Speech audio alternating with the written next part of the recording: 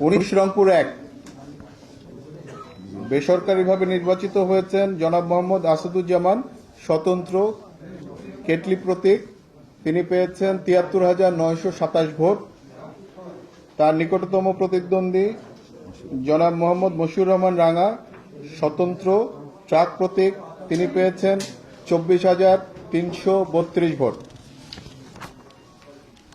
২০ রংপুর 2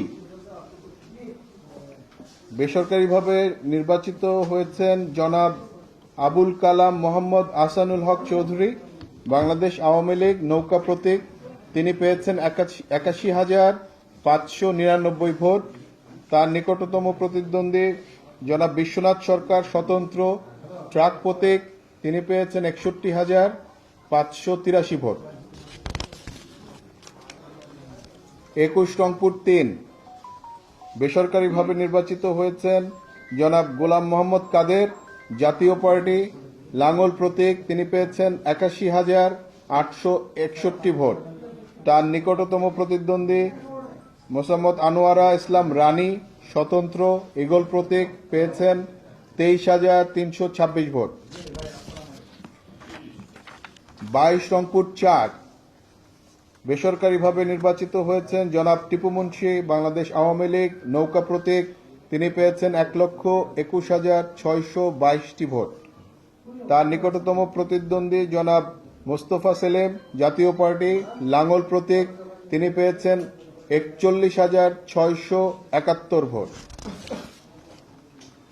২৩ রংপুর ৫ বেসরকারিভাবে নির্বাচিত হয়েছেন জনাব মোহাম্মদ জাকির হোসেন সরকার স্বতন্ত্র ট্রাক প্রতীক। তিনি পেয়েছেন ১,০৯,৭০৯ ভোট। তার নিকটতম প্রতিদ্বন্দ্বী জনাব রাশেক রহমান বাংলাদেশ আওয়ামী লীগ নৌকা প্রতীক। তিনি পেয়েছেন ৭৪,৫৯০ ভোট। ২৪ রংপুর ৬ বেসরকারিভাবে নির্বাচিত হয়েছেন জনাব শিরিন শারমিন চৌধুরী বাংলাদেশ আওয়ামী লীগ নৌকা প্রতীক। তিনি পেয়েছেন ১,০৮,৬৩৫ ভোট।